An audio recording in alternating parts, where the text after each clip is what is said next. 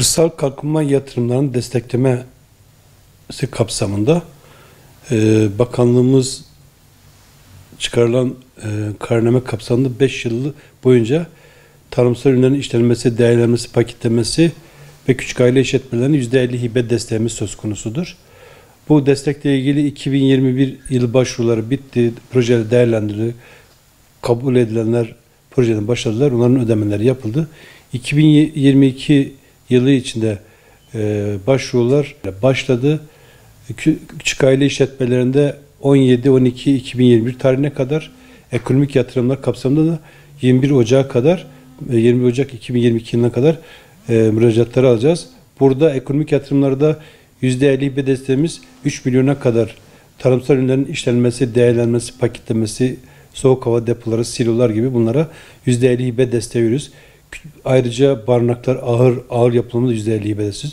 Küçük aile işletmelerinde ise küçük aile işletmemizin daha basit bir formda başvurularının alındığı, proje başvurmadan alt limiti 1 liradan başlayıp 600 bin liraya kadar olan yatırım %50 hibe desteği veriyoruz. Ayrıca tarımsal alet ekipmanlara da %50 hibe desteğimiz var. Bu bölgemizde makineleşme, makine tarımın çok az yapıldığı, batı bölgelerine daha düzgün olan ilimizde bu da büyük bir fırsattır.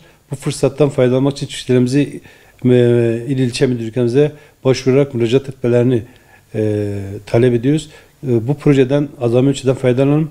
Bunlarla ilgili tarımsal ürünlerin, tarımsal alet ekipmanları %50 hibe desteğimizden faydalanmaya davet ediyoruz.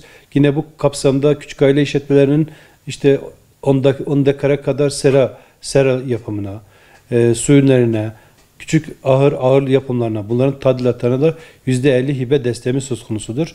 Bu projeden vatandaşlarımızın azami ölçüde yararlanması için ilçe müdürlüklerimize başvurmalarını bekliyoruz.